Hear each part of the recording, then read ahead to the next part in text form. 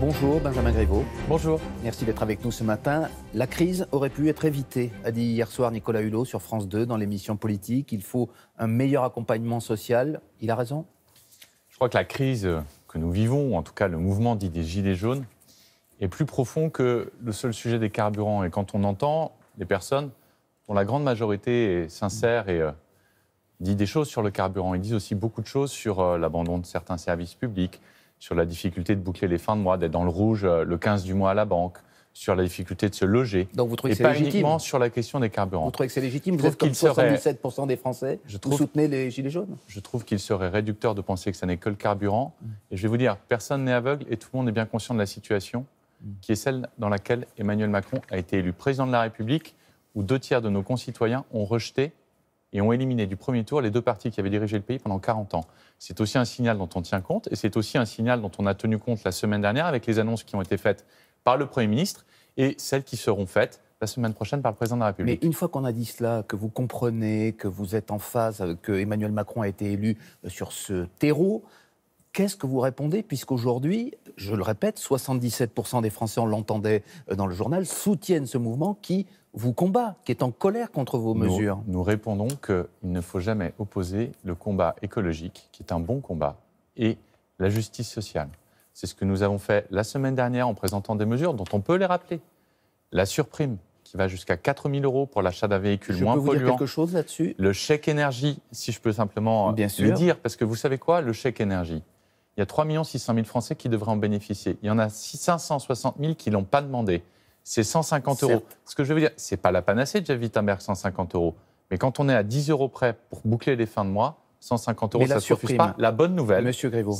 La bonne nouvelle, c'est que l'année prochaine, ce chèque énergie il est de 200 € en moyenne au lieu de 150. Et qui va toucher 5 800 000 Français au lieu de 3 600 000. Donc ça, c'est le vous voyez message qu'il y a que vous d'abord des choses qui ont été faites, mais la qui ont été annoncées la de semaine 4 000 dernière. € pour les foyers les plus modestes, vous avez entendu le contre-argument qui vous est opposé, c'est que pour ces Français-là, les plus modestes, 4 000 € ça ne suffit pas car ils ne peuvent pas débourser ou même emprunter le reste. Donc c'est une mesure qui n'a pas d'effet. Écoutez, je ne sais pas si elle n'a pas d'effet. Pour les plus modestes. Ce que vous dites est inexact, Jeff Wittenberg. À nouveau, les chiffres vous contredisent. Je sais que les chiffres sont têtus, mais dans un moment un peu irrationnel, c'est important de mettre des chiffres. On avait prévu 100 000 primes par an sur le quinquennat, soit 500 000 en 5 ans. Vous savez combien on en a fait depuis le début ? 280 000. Vous savez qui a eu recours à la prime à la conversion ? Ceux dont vous venez de nous dire qu'ils n'ont pas les moyens. 70% des gens, c'est vous qui le dites, vous venez de me le dire. 70% des gens qui ont eu recours à la 70% des gens qui ont eu recours à la prime ne sont pas imposables. Ce n'est pas des gens riches, les gens pas imposables. 95% des gens qui ont eu recours à cette prime à la conversion, ils n'habitent pas en Île-de-France. Donc, ce que je vous dis, est-ce que c'est suffisant ? Non, regardez, on l'a doublé la prime. Elle était de 2 000, elle passe à 4 000. Alors pourquoi ce discours ne passe pas, Benjamin Griveaux ? Et quand elle était à 2 000, il y avait 280 000 Français qui l'ont utilisée. Donc à 4 000, allez, on espère qu'on va le doubler. On avait prévu 500 000 sur le quinquennat prime. On espère en faire plus d'1 million. Et on mettra l'argent nécessaire pour accompagner les Français. C'est difficile, ça prend du temps, mais on assume, c'est le rôle de notre génération vis-à-vis de la prochaine génération. Est-ce que la semaine prochaine, vous allez annoncer donc d'autres mesures ? Nos confrères de Radio France expliquent par exemple ce matin que le gouvernement est prêt à renoncer à la vignette poids lourd. Est-ce que c'est une mesure qui est sur la table ? D'abord, moi je n'ai pas de commentaire à faire. Oui ou non ? Est-ce que cela va se faire ? La loi d'orientation sur les mobilités, elle est présentée en Conseil des ministres lundi. Donc lundi, vous aurez les réponses à vos questions. Parce qu'il y a deux choses importantes qui vont... Benjamin Griveaux ? Vous aurez la réponse en temps voulu et la présentation est faite lundi. Je ne suis pas là pour voler la politesse à Elisabeth Borne qui en fera la présentation. Mais il y a deux choses qui vont se passer en début de semaine. La loi d'orientation sur les mobilités, comment on se déplace demain ? Le rail, la multimodalité, le bus, la voiture électrique, etc. Et le lendemain, le président de la République annoncera une méthode sur la question de la transition énergétique. Pourquoi ? Parce que vous ne pouvez pas dissocier la manière dont on se déplace de la production énergétique française. La méthode, on la connaît, vous voulez aller vers la transition énergétique. C'est les mesures qu'on veut savoir. Par exemple, il y a une hausse des carburants qui est prévue le 1er janvier. Sera-t-elle, oui ou non, maintenue, Benjamin Griveaux ? C'est une question simple. Sur la transition écologique. Est-ce que la hausse sera maintenue le 1er janvier ?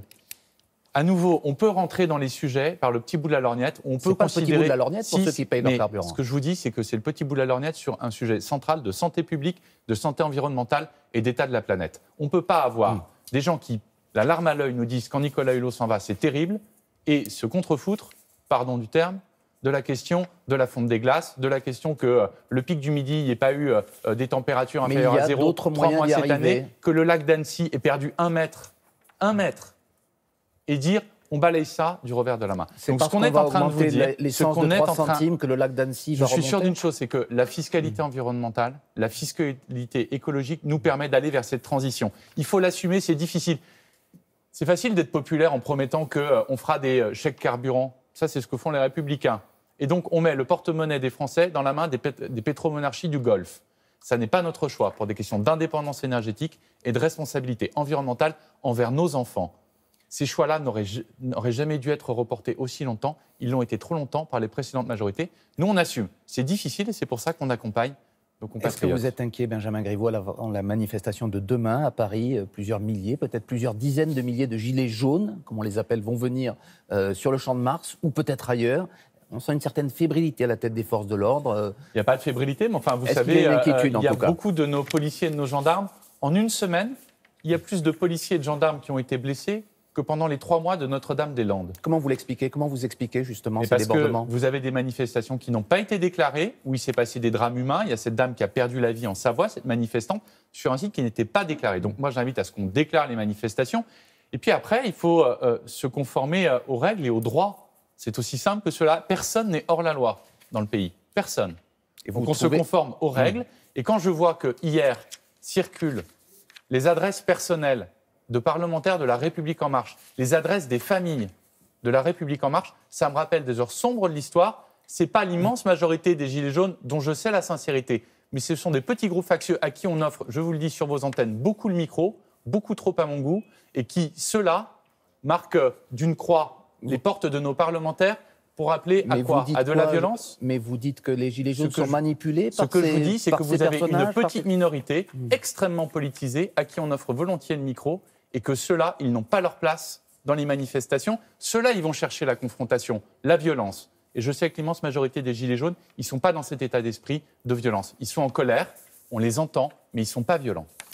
Merci Benjamin Griveaux. On vous a entendu. Ségolène Royal sera l'invitée d'un dimanche en politique sur France 3. C'est le rendez-vous politique du week-end à 12h15 dimanche avec Francis Letellier. Laurent Bignola, c'est à vous. Très bonne journée et merci.